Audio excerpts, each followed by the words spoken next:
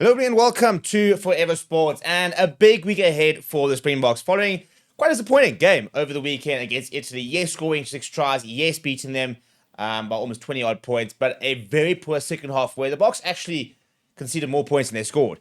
So lost the second half, wasn't the best performance, and all of a sudden Rassie Erasmus has to reconsider potentially the team he wanted to play this weekend. Apparently he had already announced internally the team for this weekend last week.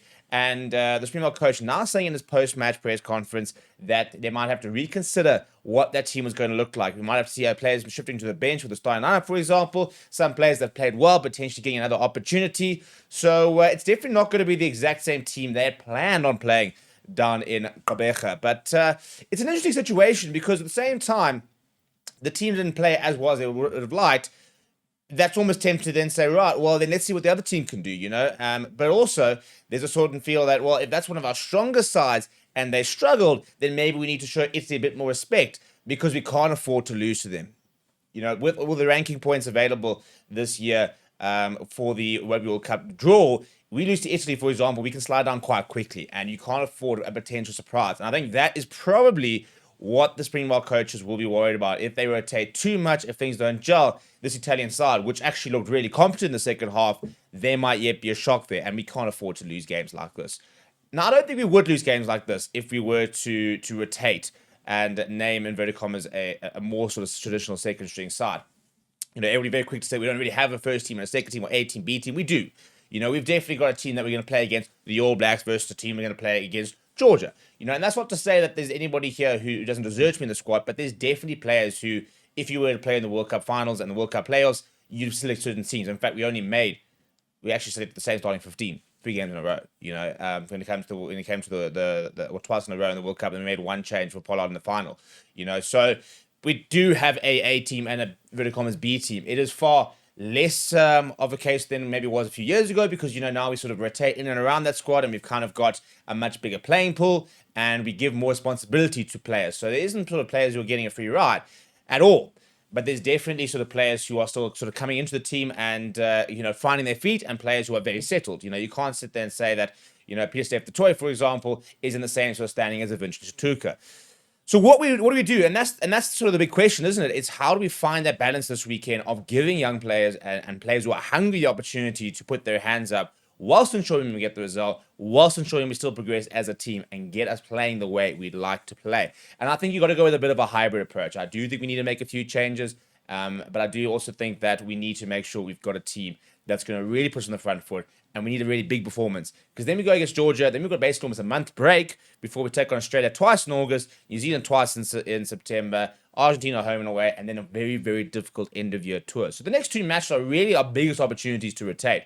We might probably rotate a little bit for Argentina at home, depending on what happens in New Zealand, also depending on what happens across the Rugby Championship with regards to whether we're still in it to win it, for example. If we were to lose twice to New Zealand and the Rugby Championship, was gone, then you'd be in a situation where you could rotate in terms of not having to win the Rugby Championship, but also needing to prove that we've got the momentum and, again, trying to wrestle that number 1 ranking back. So these are all the various different things that are having to sort of play across the Springboks' minds throughout the rest of the year. We've got to try and build. We've got to try and rotate. We've also got to keep that number 1 spot, give ourselves the best opportunity at a good pool in the World Cup in 2 years' time.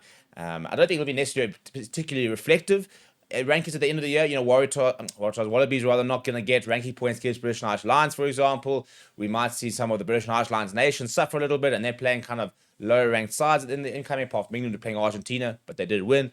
You know, so it's going to be interesting to see what those rankings look like after that Autumn Nation series in November. But without any further ado, let me look at what I've put together, and that is a team that I think is got enough. You know, I think it's got enough to get a result, and it looks something like this. There we go. So, big news is that Siya Kolisi is said to be fit, and I think we'll start this weekend. I think they'll want to make sure that he runs back on. I think our breakdown work was a little bit poor, so, you know, I think he's a very important part of that. I also think that we potentially might see Kwagga Smith. So, Rassie Erasmus spoke about the fact that there wasn't a lot of pace and intensity maybe in the second half, and they were lacking somebody that sort of upped the tempo. And he said Kwagga Smith did that very, very well. So that could be a temptation to on. But let's go through it. So I'm going to go the same front row. Oxenchae, Vilko Low, and Malcolm Marx. They dominated the Italian front row. and we saw that dominance in the scrums, and I don't think we're going to change that. Who comes with the bench? Well, we'll talk about that when we get there, but I do think that starting front row will remain. I think that Feinberg-Mngomezulu might come into the starting lineup. We've seen Lua Diago 2 weeks in a row, so it wouldn't surprise me if he might sit this one out entirely. We've got lots of blocks to look at. I would have really liked to have seen something like a Kobus Visa this weekend. I think maybe we were looking at potentially seeing him. I think we'll definitely see him against Georgia. There might also be a temptation to bring Salman Ratson, for example, because we've got 6 locks in the squad. And we've only really seen the usual 4 suspects, So it'll be interesting to see when we start to see those other sort of players get an opportunity. So I've got Evan Smith, Franco Mostert. It was our usual lock pairing last year after that injury to Peter Steph Toy. Then we've got Siya Kolisi, number 6 jersey. Peter Steph Toy set to be back from injury. If he is, I think he'll start. And then you've got Kwagga Smith. It's a very dynamic loose trio, because you've got so much experience across all of them. And I think the breakdown was something that Italy targeted. They said that they're targeted. They said they did research around the breakdown. They targeted the breakdown. You play Kwagga Smith, you play Siya Kolisi, you should not have those breakdown issues. And hopefully that will be able to give us a much cleaner ball and a bit more security regarding ball retention and the flow of the game. I do think we're going to see 2 changes at scrum off. We might see a 5 de Klerk start. That's kind of where I might sit at. I definitely think we're going to see Grant Williams off the bench this weekend. Maybe a start, but he doesn't offer start for the Boks. And I think that after what we saw last week with us not being able to sort of really kick on the second half, I think they'll look to try and bring him on and be a bit of an X-factor type player in that second half. So I've gone with Kobus Reinach to start. We have to play Manie Libbok. I think for me, this is the most important selection for this weekend. Manie Libbok makes us play better rugby. It's that simple. Therefore, we need to start playing. And I think Sacha, I think it's between Sacha and Manie. I don't think we'll see Pollard again this weekend. And I think that whoever doesn't play this weekend between Manie and Sacha will start against Georgia. I want to see Manie Libbok play. I thought he looked really good against Barbarians. He looked really bright. And I think that putting him in would give us a big edge.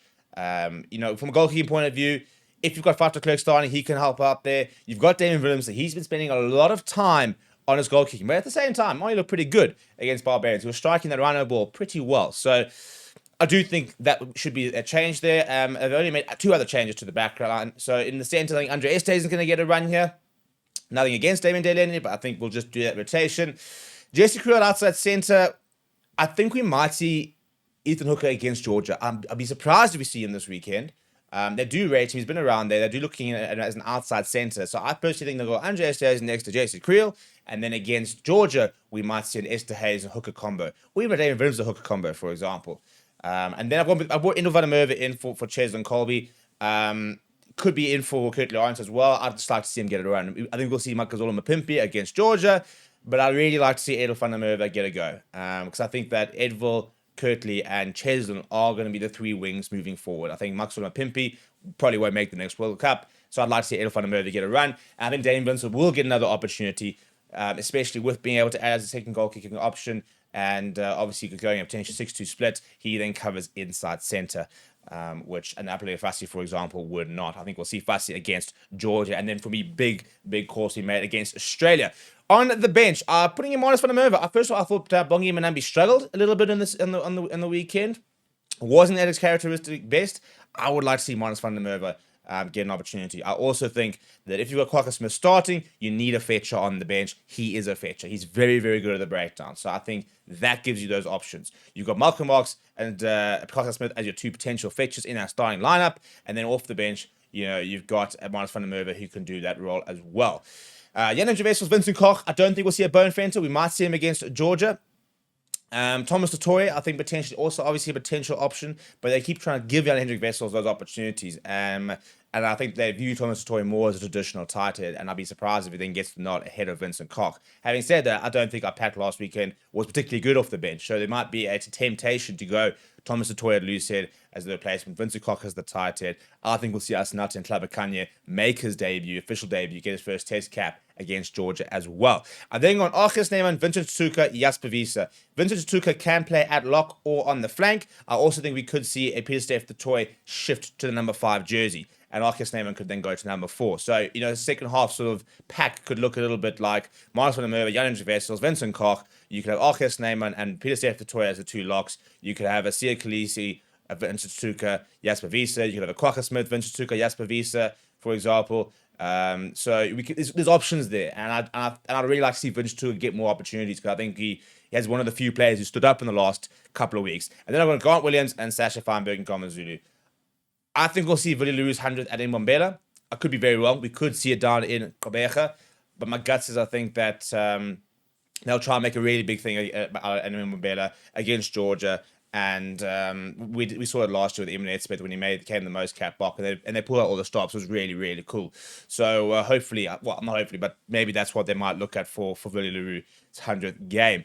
That's kind of what I'm aware at. What are you guys thinking? Where would you change? Look, we might even see a very similar team to this past weekend in terms of them having to go out and prove themselves once again.